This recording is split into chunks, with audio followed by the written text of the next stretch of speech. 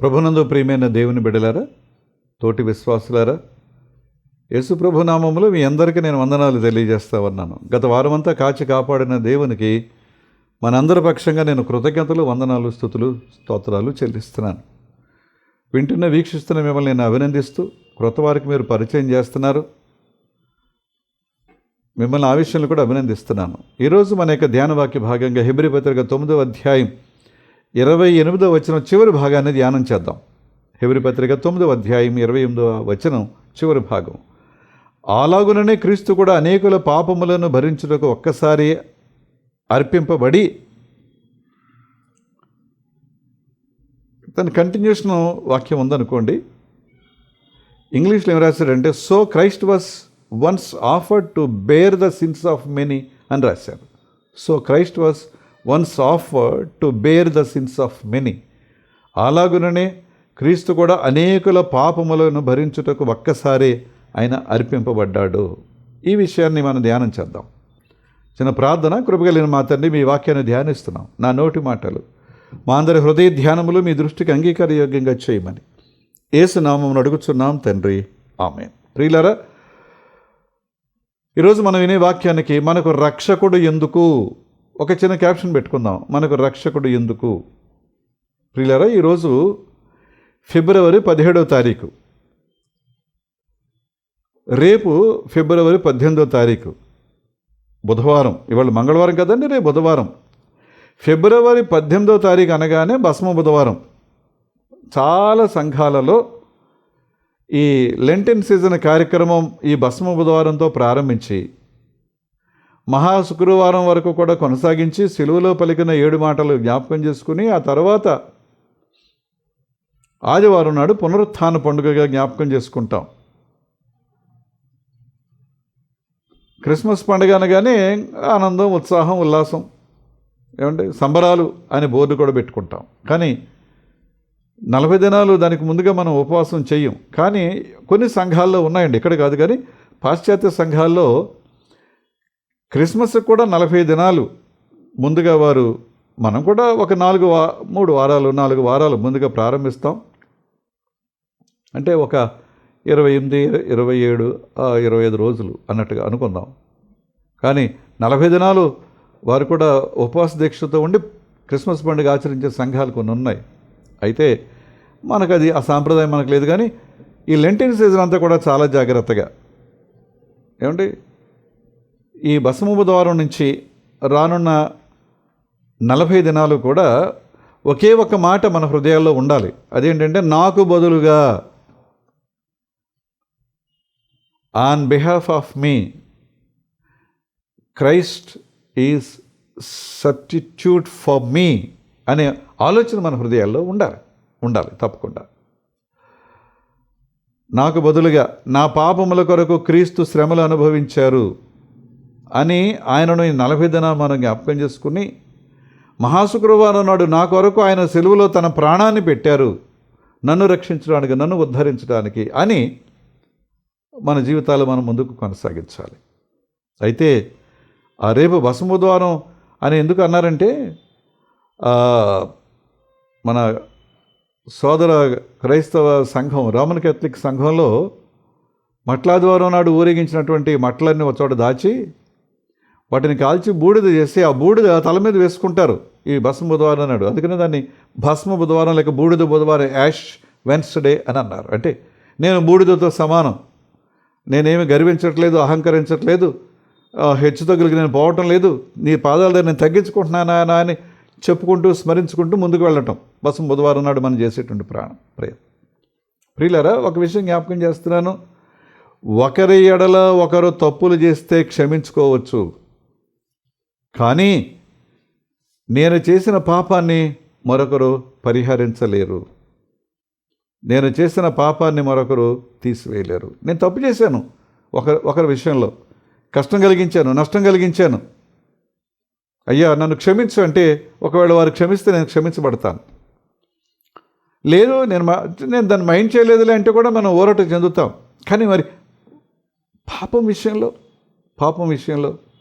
పాపం నిన్ను కృంగదీస్తుంది, అలజడి గురి చేస్తుంది, ఆందోళన గురి చేస్తుంది. నిన్ను స్తబ్దతకు లోన్ చేస్తుంది పాపం. తలెత్తుకు తిరగలేవు, ప్రశాంతంగా ఉండలేవు. ఇంట బయట కూడా ఒక న్యూనతా భావంతో నీ జీవితాన్ని నువ్వు గడపాలి. పాపం వల్ల వచ్చే పరిస్థితి అదే. ఏంటి పాపం? ఆజ్ఞాతికరమైన పాపం. అది కారణం ఆదమ వాళ్ళ దగ్గర మనం నేర్చుకున్నాం. ఆయన వద్దు అన్నారు, చేయొద్దు అన్నారు, తినొద్దు అన్నారు, దాని జోలికి వెళ్ళొద్దు అన్నారు. కాదని ఉల్లంఘించి పాపం చేసిన వారు అయ్యారు, బయటికి గెంటి వేయబడ్డారు. వద్దు. దేవుని సన్నిధికి మనం బయటకు గెంటి వేయబడకుండా ఉండాలి అంటే మన పాపాలు పోవాలి, మన పాపాలు క్షమించబడాలి, పునీతులం కావాలి. అది ఎవరు కూడా మనలను ఆ స్థితికి తీసుకువెళ్ళలేరు. ఎలా ఉంటుందంటే, ఇద్దరు చిన్నపిల్లలు ఆడుకుంటూ ఒక బురద గుంటలో పడ్డారు. ఏదో ప్రయత్నం చేశారు, ఆ ప్రయత్నం వల్ల ఇంకెక్కువ బురద అయింది వాళ్ళ ఒళ్ళంతా. ఇద్దరు ఉన్నారు కదండి, ఒకరికొకళ్ళు ఆ బురద గుంటలోనే ఉండి కడుక్కోగలరా? కడుక్కోలేరు. పైగా ప్రయత్నం చేస్తే ఇంకా ఎక్కువ బురద అవుతుంది, అంతే. కనుక నా పాపము ఒక బురద గుంట లాంటిది, నా తిరుగుబాటు ఒక బురద గుంట, నా విధేయత ఒక బురద గుంట లాంటిది. దాన్ని ఎవరు తీసివేయలేరు. ఒకవేళ ఎవరైనా తీసివేయగలరు అనుకుని ఆ వ్యక్తి మీద నేను ఆధారపడితే మరి ఎక్కువ బురద అంటుకుంటుందే తప్ప, అతను చెడింది కాక నన్ను చెడపటం, నేను చెడింది కాక అతను చెడపటం, అంతే. ఇది మనం జ్ఞాపకం చేసుకోవాలి. మరొక ఎవరైనా వచ్చి ఆ బురద గుంటలోంచి బయటకు తీసి శుద్ధి చేస్తే అప్పుడు శుద్ధీకరింపబడతాం. ఆ మరొకరు ఎవరో కాదు, యేసయ్య. ఆ మరొకరు ఎవరో కాదు. కనుక నాకు రక్షకుడు ఎందుకు, మనకు రక్షకుడు ఎందుకు అనే క్యాప్షన్తో ఈ సాయంకాలం ఈ వాక్యాన్ని మనం ధ్యానం చేస్తున్నాం. ప్రియులారా, మన పాపాలని పరిహరించి మనల్ని శుద్ధీకరించడం కోసం మనకు ఒకరు కావాలి. ఆయనే యేసుక్రీస్తు అను రక్షకుడు. ఆయన మాత్రమే ఈ కార్యాన్ని చేశారు, ఆయన మాత్రమే చేయగలరు, చేశారు. కనుక మనకు రక్షకుడు ఎందుకు అంటే, ఇగో నన్ను నా పాపముల నుండి విడిపించడానికి, రక్షించడానికి అనే ఒక ఆలోచన మన హృదయంలో ఉన్నప్పుడు ధైర్యంగా ధీమాగా ప్రభువు దగ్గరకు మనం వెళ్ళగలుగుతాం. ప్రియులరా, మన మంచితనం కానీ మంచి కార్యాలు కానీ మనలను పరలోకం చేర్చలేవు. ఎందుకంటే మన మంచి అంతా దేవుని దృష్టిలో ఎలా కనపడుతుందంటే మురికి గొడ్డలాగా, మురికి వాసన వస్తున్నాయి, స్టింకీ అనే మాట బైబిల్లో చూస్తామండి. మన మంచి కార్యాలు అలాంటి పరిస్థితుల్లో ఉంటాయి. ఒక చిన్న మాట చెప్తాను చూడండి. చంద్రుడు మనందరికీ తెలుసు, హాయిగా చల్లగా ఉంటుంది. చంద్రుడిని మనం ఎలా చూడగలుగుతున్నాం, వెన్నెల ఎలా వస్తుంది అంటే చంద్రుడిని వచ్చేటువంటి కిరణాలు, చంద్రుడి నుంచి వస్తున్నటువంటి కిరణాలు మన వరకు వస్తున్నాయి, మన చుట్టూ వ్యాపిస్తున్నాయి. కనుక ఆ చల్లదనాన్ని, హాయిని, ఆనందాన్ని అనుభవిస్తున్నాం. చంద్రుడి దగ్గరికి వెళ్ళాలంటే ఈ కిరణాల మీద ప్రయాణం చేసి వెళ్ళగలమా? ప్రయత్నం చేద్దాం. ఎవరి వల్ల కాదు. చంద్రుడిని చంద్రుడి వచ్చే కిరణాల ద్వారా కిరణాల మీద ప్రయాణం చేసి వెళ్ళలేం, చేరలేం, అసాధ్యం. కనుక నేను పాపిని అని మొట్టమొదటి మనం గుర్తు చేసుకోవాలి. నా పాపాన్ని నేను తీసుకోలేను, నా వల్ల కాదు అనే విషయాన్ని కూడా మనం గమనించాలి. ఎన్ని ప్రయత్నాలు చేసినా కూడా నా పాపం నుంచి నేను విడుదల పొందలేను, పరిహారం అనేది నాకు దొరకదో, కలగదో. మీరు గమనించండి, ఏటేటా ఎందుకు బలులు అర్పించాల్సి వచ్చింది? ఆ నిశ్చయిత లేకే కదా. ఒకసారి అర్పించాం, మళ్ళీ నెక్స్ట్ ఇయర్ వచ్చి, మళ్ళీ తర్వాత వచ్చి, మళ్ళీ మరొకసారి వచ్చి ఎందుకు అర్పించాల్సి వచ్చింది బలి? ఆ నిశ్చయిత లేక లేదు కనుకే మరలా అదే పని చేయాల్సి వచ్చింది. ఎవరి పాపాన్ని వారు పరిహరించుకోలేరు. ఇతరుల పాపాలను కూడా ఎవరు పరిహరించలేరు. ఇది ఖచ్చితం, మనం గుర్తించాలి. ఉన్న ప్రతి పాపాన్ని తీసివేసి మనలను పునీతులుగా చేయడానికి ఒక రక్షకుడు కావాలి. వేరు పనులు ఉన్నాయండి, కార్యాలు ఉన్నాయి, మనం చేయలేనివి, మన వల్ల కానివి మరొకరు చేస్తారు. మళ్ళీ చెప్తున్నాను అదే మాట, మరొకరు చేస్తారు, చేయగలరు. కానీ నా పాపాన్ని నేను కానీ నాకు బదులుగా మరొకరు వ్యక్తి కానీ తీసివేయలేరు. అన్ని భారాల కంటే పాపభారం పెద్దది గొప్పది. మర్చిపోకండి, అన్ని భారాల కంటే పాపభారం పెద్దది గొప్పది. కొన్నిసార్లు దానిని నువ్వు మొయ్యలేవు, కొన్నిసార్లు నువ్వు దానిని మొయ్యలేవు. సిగ్గుతో చితుకుపోవాల్సిన పరిస్థితి, సిగ్గుతో చితుకుపోవాల్సిన పరిస్థితి. పాపములు భరించడానికి మనిషికి ఒక ప్రత్యామ్నాయం కావాలి. ఆ ప్రత్యామ్నాయం యేసయ్య. యెషయా గ్రంథం 53వ అధ్యాయం 5వ వచనాన్ని గమనిస్తే, మన అతిక్రమములను బట్టి అతడు గాయపరచబడెను. ఎన్నోసార్లు అతిక్రమించాం, ఆజ్ఞను అతిక్రమించాం, జీవించవలసిన విధంగా జీవించలేకపోయాం, ఉండవలసిన విధంగా ఉండలేకపోయాం. అనీతి, అనైతికత అనేది సర్వసాధారణం అయిపోయింది. కానీ వాటి కొరకు ఆయన గాయపరచబడ్డాడు.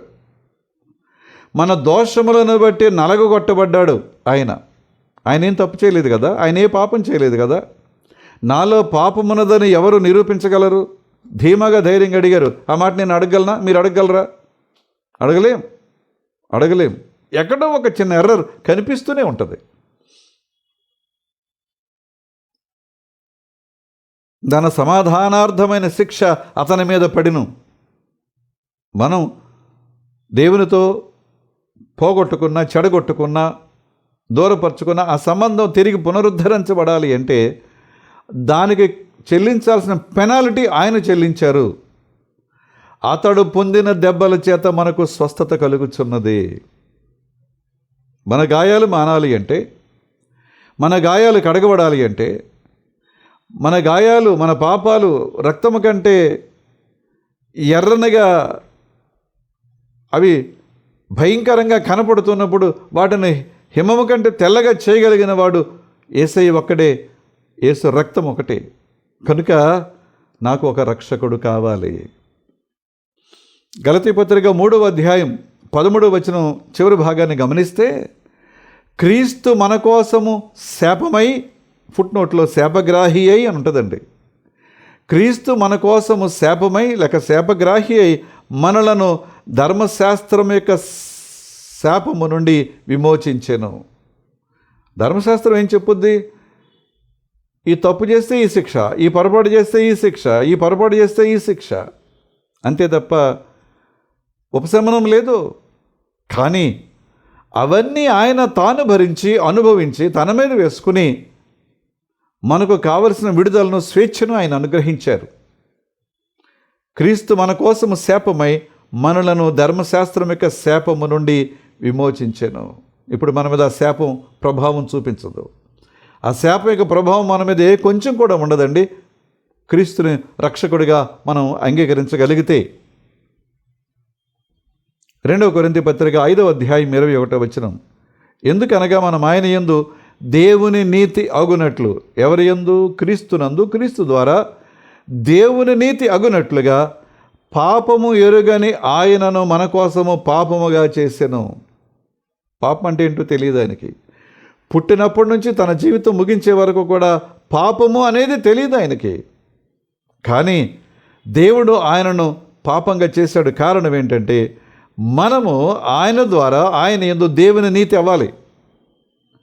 ఒక అనీతిమంతుడిని నీతిమంతుడిగా చేయాలి, ఒక దుర్మార్గుడిని దుర్మార్గరహితుడిగా చేయాలి, ఒక పాపిని పుణ్యస్తుడిగా చేయాలి. అది ఒక్కడ క్రీస్తు వల్ల జరిగేది మాత్రమే. కనుక ఒక రక్షకుడు మనకు కావాలి. ఆ రక్షకుడు ప్రభు అయిన యేసుక్రీస్తు. ప్రియమైన వాళ్ళారా, రానున్న 40 దినాల్లో కూడా ఈ విషయాన్ని మనం ధ్యానం చేస్తాం. సంఘాలలో తప్పకుండా ఆరాధనలు జరుగుతాయి. తప్పకుండా 40 దినాలు ఉపవాస దీక్షలో మనం ఉంటాం. దైవజనులు నడిపిస్తారు. మనల్ని మనం కడుక్కోవడానికి, శుద్ధి చేసుకోవడానికి యేసు రక్తము తప్ప ప్రత్యామ్నాయం లేదు. హెబ్రీ పత్రిక 2వ అధ్యాయం 9వ వచనం చూస్తే, దేవుని కృప వలన ఆయన ప్రతి మనుష్యుని కొరకు మరణము అనుభవించున్నట్లు. ప్రతి మనుష్యుని కొరకు. ఆయనకు మరణం ఎందుకండి? ఆయనకు మరణం ఎందుకండి? మరణాన్ని జయించగలిగిన వాడు ఇంకా ఆయనకి మరణం ఎందుకు? కానీ ప్రతి మనుష్యుని ఆయన దేవుని కృప వలన ప్రతి మనుష్యుని కొరకు నీనా తరతమ భేదభావాలు లేవండి, అందరి కొరకు తన ప్రాణాన్ని పెట్టిన మహోన్నతుడు. శ్రమలను సహించి, సిలువను భరించి, అవమానాన్ని ప్రక్కన పెట్టి మన కొరకు ఆయన చేసిన త్యాగాన్ని మనం జ్ఞాపకం చేసుకోవాలి. అందుకని పేతురు రాసిన మొదటి పత్రిక 2వ అధ్యాయం 24వ వచనంలో పేతురు గారు అంటారు, మనము పాపముల విషయమై చనిపోయి నీతి విషయమై జీవించినట్లు ఆయన తానే తన శరీరమందు మన పాపములను బ్రాను మీద మోసుకొనెను. పాపం విషయమై చనిపోవాలి, నీతి విషయమై జీవించడం కోసం ఆ సిలువ మానును మోస్తూ, అది ఆ సిలువ మాను ఆయనకు భారం కాదండి, మన పాపము ఆయనకు బరువు, మన పాపము ఆయనకు భారం. పైగా ఒకలా ఇద్దరా, లోక పాపమును మోసుకొని పోవు దేవుని గొర్రెపిల్ల అని యోహాను గారు ఆయన ఇంకా సేవ ప్రారంభించకముందే ఆయన గురించి ప్రవచనం చెప్పాడు. ఇదిగో లోక పాపమును మోసుకొని పో. ఎంత బరువండి, ఎంత భారం అండి. కొన్నిసార్లు బిడ్డల పక్షంగా పూట పడని తల్లిదండ్రులను చూస్తాం, సోదరులను చూస్తాం, సోదరీమణులను చూస్తాం. వద్దులేండి పానవండి అని. అప్పుడప్పుడు మనం చూస్తామండి, చిన్న కిడ్నీ డిస్ఫంక్షన్, డయాలసిస్ మీదకి వెళ్ళారు, డోనర్ దొరికితే ఆయన కొంతకాలం హ్యాపీగా బ్రతకొచ్చండి, కొంతకాలం ఏంటి చాలా కాలం బ్రతకొచ్చండి. అయితే డోనరు రక్త సంబంధికులు ఇస్తే బాగుంటుంది, ఇంట్లో వాళ్ళు ఇస్తే త్వరగా సస్టైన్ అవుతారు. ఎంతమంది ముందుకు వస్తున్నారు, ఎంతమంది ముందుకు వస్తున్నారండి? నా భర్త, నా కొడుకు, లేకపోతే నా భార్య, నా కూతురు, లేకపోతే నా ఇంట్లో వాళ్ళు సర్వైవ్ అవ్వడం కోసం 2 కిడ్నీలు ఉన్నప్పుడు ఒక కిడ్నీ ఉండటం వల్ల నష్టమే లేదు. ఒక కిడ్నీతో మన జీవితం అంతా బ్రతకొచ్చు, ఒక లంగ్తో బ్రతకొచ్చు, ఒక కంటితో బ్రతకొచ్చు. ఎందుకు ఇవ్వట్లేదు? అలాంటిది ఒక వ్యక్తి కొరకు ప్రాణం ఎవరు పెడతారండి? ప్రభు పెట్టారు. మనం పాపముల విషయం చనిపోయి నీతి విషయమే జీవించినట్లు ఆయన తానే తన శరీరమందు మన పాపములను మ్రాను మీద మోసుకొనెను. ఇంకా కొంచెం ముందుకు వెళితే అక్కడే 3వ అధ్యాయం 18వ వచనం, పేతురు రాసిన మొదటి పత్రిక 3:18 అంటాడు పేతురు గారు, ఏలయనగా మనలను దేవుని యొద్దకు తెచ్చుటకు. ఎక్కడో ఉన్నాం,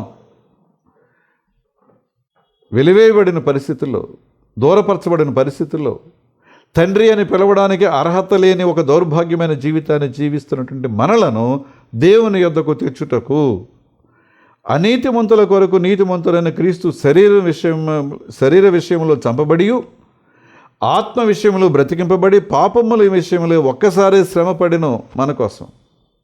ఒక్కొక్క మాట విడివిడిగా విడదీసి ధ్యానం చేయండి, ఎంత గొప్ప అర్థం, ఎంత గొప్ప లోతైన భావం కనిపిస్తుందో. ఏలయనగా మనలను దేవుని యొద్దకు తెచ్చుటకు అంటే ఈ పాప జీవితం, ఈ పాప బ్రతుకు దేవుని దగ్గరికి వెళ్ళగలిగే అర్హత కోల్పోయింది, దేవుని దగ్గరకు వెళ్ళగలిగే స్వతంత్రాన్ని కోల్పోయింది, దేవుని దగ్గరకు వెళ్ళగలిగేటువంటి స్వేచ్ఛను కోల్పోయింది ఈ బ్రతుకు. కానీ ఏదైతే నువ్వు కోల్పోయావో, పోగొట్టుకున్నావో, దూరపరుచుకున్నావో, తిరిగి మరలా దానిని పునరుద్ధరించడం కోసం మన కొరకు క్రీస్తు చేసిన కార్యాన్ని మనం రానున్న 40 దినాలు కూడా జ్ఞాపకం చేసుకోవాలి. ఏలయనగా మనలను దేవుని యొద్దకు తెచ్చుటకు, అనీతిమంతుల కొరకు నీతిమంతుడైన క్రీస్తు శరీర విషయంలో చంపబడి, ఆత్మ విషయంలో బ్రతికింపబడి, పాపముల విషయంలో ఒక్కసారే శ్రమపడిను. క్రీస్తు యొక్క త్యాగాన్ని జ్ఞాపకం చేసుకుందాం ప్రియులారా. బైబిల్ చదువుతాం, వాక్యాలు వింటాం. ఏమండి, ఆ మహా శుక్రవారం నాడు కొంతమంది రొమ్ము కొట్టుకుని ఏడుస్తారు, అయ్యి బాబు నా కోసం అని.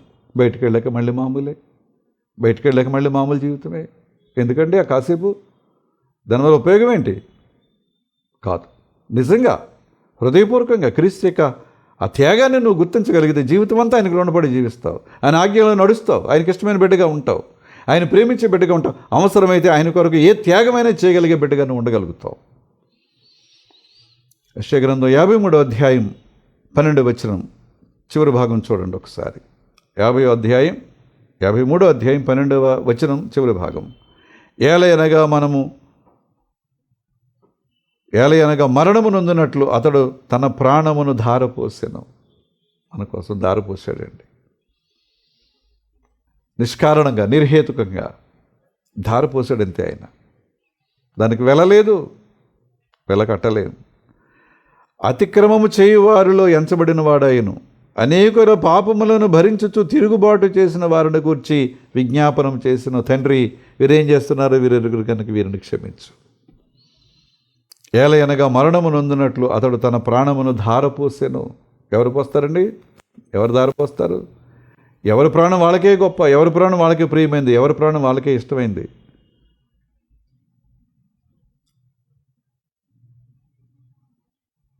నీ శరీరం వలె నీ భార్యను ప్రేమించు. ఎఫెసీ పత్రిక 5వ అధ్యాయం 22 నుంచి చదువుతుంటే పౌలు గారు చెప్పిన మాటలు.